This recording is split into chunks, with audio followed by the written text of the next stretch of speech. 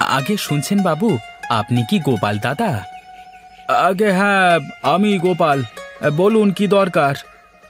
আমি পাশের গ্রাম থেকে এসেছি। গ্রামে তো আপনার অনেক নাম ডাক শুনি। আপনার বিরিয়ানি নাকি জগৎ বিখ্যাত, তাই আসলাম আপনার কাছে।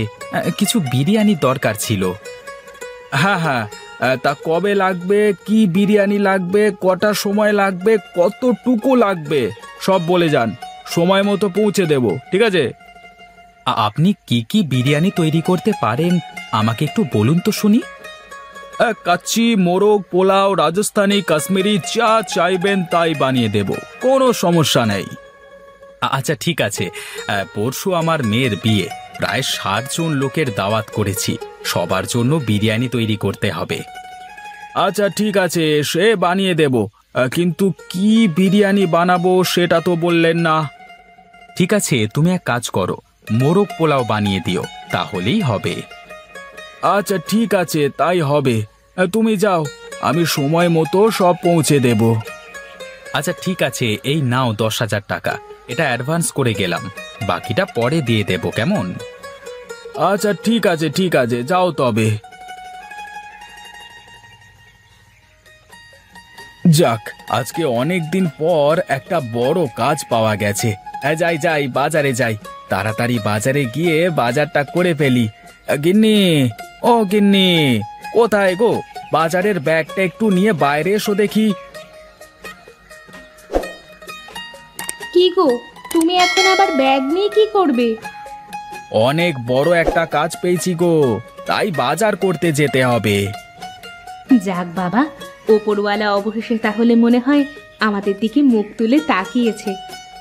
আচ্ছা ঠিক আছে, তুমি থাকো, আমি গেলাম বাজারটা করে নিয়ে আসি।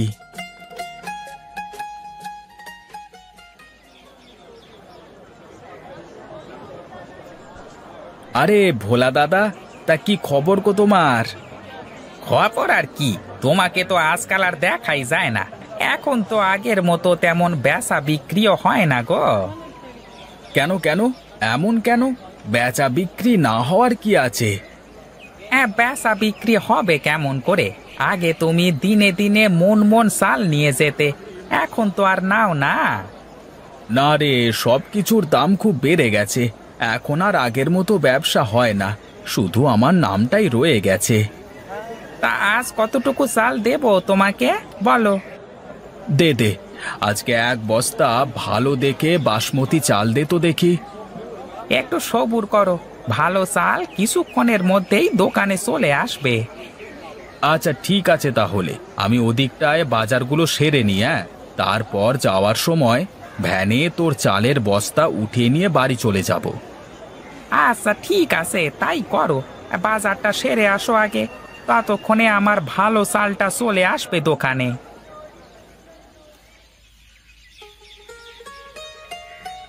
মা মা, বাবা কোথায় গেছে?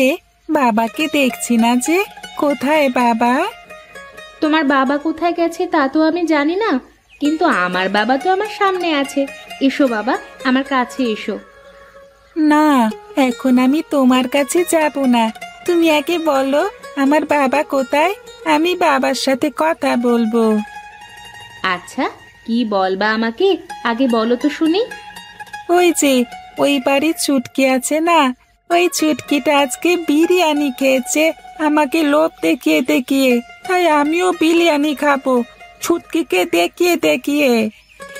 আচ্ছা ঠিক আছে, তোমার বাবা তো এখন বাজারে গেছে, তোমার বাবা বাজার থেকে ফিরলে আমি তোমাকে বিরিয়ানি বানিয়ে দেব। না না, আমি তোমার হাতে বিরিয়ানি খাবো না, আমি বাবার হাতে কাচ্চি বিরিয়ানি খাবো। সবাই বলে বাবার হাতের বিরিয়ানিতে নাকি জাদু আছে। তাই নাকি? আচ্ছা ঠিক আছে, তাহলে তোমার বাবা আসলেই বলে দেব যাতে তোমাকে বিরিয়ানি বানিয়ে দেয়। এখন এসো, আমার কাছে এসো তো। সেই সকাল থেকে তুমি কিছুই খাওনি, এখন এসে খেয়ে নাও তো। আরে গণেশ দা, খুব ব্যস্ত মনে হচ্ছে। হ্যাঁ, মনে হচ্ছে তোমার ব্যবসা একদম রমরমা। আরে কি যে বলো দাদা, ব্যবসা বা রমরমা হলো কি করে? দেখছো না, দোকানে একটা খদ্দেরও নেই। তা তোমার মুরগি কত করে কেজি গো দাদা? মুরগি 220 টাকা কেজি দাদা। বলো কি বাপু, এই 220 টাকা কেজি দরে মুরগি কিনে বিরিয়ানি বেচে লাভ কি করে করব ভাই?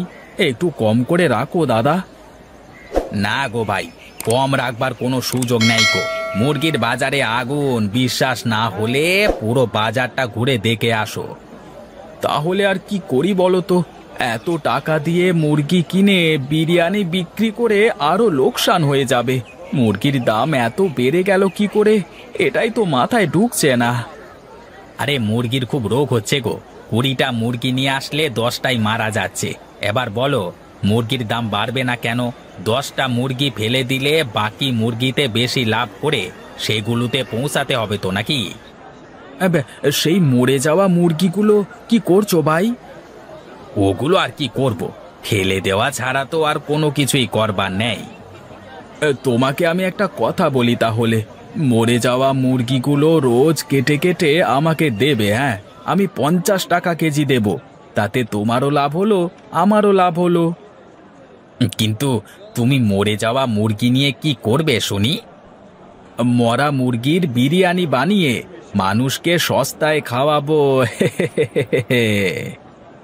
আরে বাস, ভালো বুদ্ধি বের করে ফেলেছো তো। তাহলে তাই হোক, কালকে থেকে কাজে লেগে পড়ো কেমন? আজকের মুরগিগুলো তো ফেলে দিয়েছি, কালকে সকালে এসে মুরগিগুলো নিয়ে যেও। আমি গাড়ি থেকে বেশি করে মরা মুরগি মাছকে খাওয়াবো বলে নিয়ে রাখবো, কেমন? আচ্ছা ঠিক আছে, তাই হবে। আর এখন আসি, কালকে সকালে মুরগি নিয়ে যাব, কেমন? খাওয়া খাওয়া, ভালো করে সবাইকে তৃপ্তি করে খাওয়া। খেয়ে যান, মাত্র 50 টাকায় চিকেন বিরিয়ানি, খেয়ে যান। যাই তো, তাড়াতাড়ি খেয়ে আসি আর মেয়ের জন্য নিয়ে যাই, পরে গেলে আবার যদি ফুরিয়ে যায়। এই যে দাদা, দাও দাও, আমাকে 1 প্লেট বিরিয়ানি দাও দেখি। হ্যাঁ হ্যাঁ, বসুন বসুন, সবাইকে বিরিয়ানি দেব, কাউকে বাদ দেব না। হ্যাঁ হ্যাঁ, তাড়াতাড়ি দাও, আমার একটু তাড়া আছে তো। আবার আমাকে 1 প্লেট বিরিয়ানি দাও আর 1 প্লেট বাড়ির জন্য বেঁধে দাও। দাদা, আমাকে আর একটা বিরিয়ানি দাও, বাড়িতে নিয়ে যাওয়ার জন্য।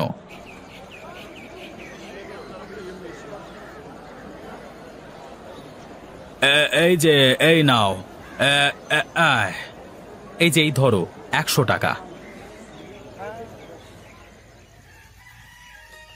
ছুটকি মা, কোথায় তুই মা? এই দেখ, আমি তোর জন্য বিরিয়ানি নিয়ে এসেছি। বাবা, তুমি বিরিয়ানি নিয়ে এসেছো? কি মজা কি মজা!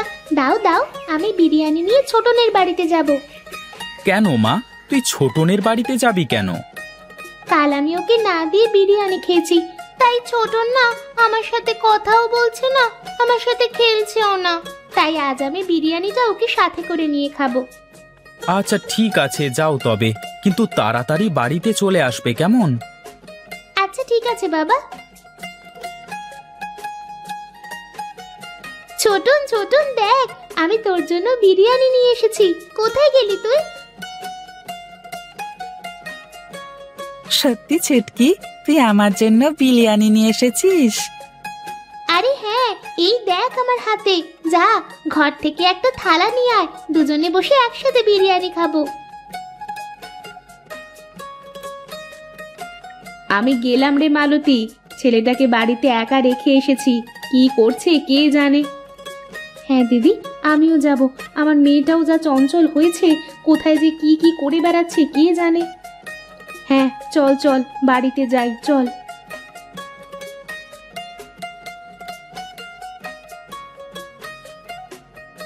কি গো, আমি সেই কখন বাড়িতে এসে তোমাকে খুঁজে বেড়াচ্ছি, কোথায় ছিলে তুমি? বাবা, সে কি সুজয় ভাই, বউকে একটু চোখের আড়ালে রাখতে পারো না দেখছি। আর বলো না, আমি বাজার থেকে বিরিয়ানি কিনে এনে মেয়েকে তো দিলাম, তা মেয়ে আবার গেল ছোটনকে বিরিয়ানি খাওয়াতে। এই দেখো, তাহলে মনে হয় ঘটি বাটি আর কোনোটাই আস্ত থাকবে না। এই চলো মিনতি, গিয়ে দেখি কি করছে দুটো মিলে। হ্যাঁ, আমিও যাব।